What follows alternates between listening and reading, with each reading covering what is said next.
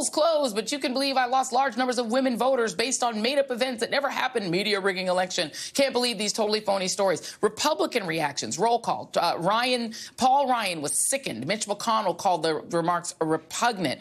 Politico. Mitt Romney. Trump's comments demean our wives and daughters and corrupt America's face to the world. Politico. RNC chair Reince Priebus condemns Trump. No woman should ever be described in these terms and talked about in this manner ever. 36 Republicans have now called for Trump to drop out. Lisa Rubin. So the urgency of this, I think, is important because we're not talking about Donald Trump in a vacuum.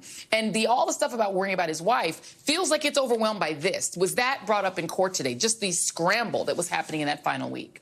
Absolutely was brought up in court. And Joy, I want to say something about the concern about the family versus the concern about the campaign, because I don't think it's an either or. It can be a both and, so long as prosecutors convince the jury that the preeminent point of concern for Donald Trump was the campaign first and then the effect on his family. And I don't think Hope Hicks took away from that.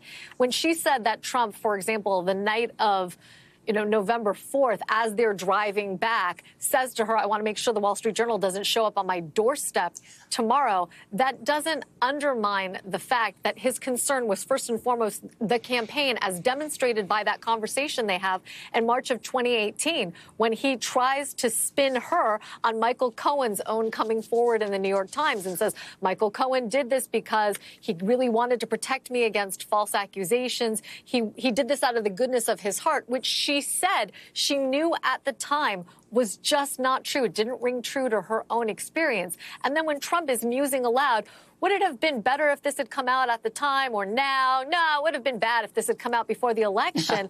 I mean, that is proof positive that for Trump, the number one concern was improving his chances at electoral victory, not preserving his wife's feelings. And to the extent that it was about his wife, it was to keep her within the camp of people helping him win that election. So again, not an either or, but maybe a both and, so long as one ranks above the other.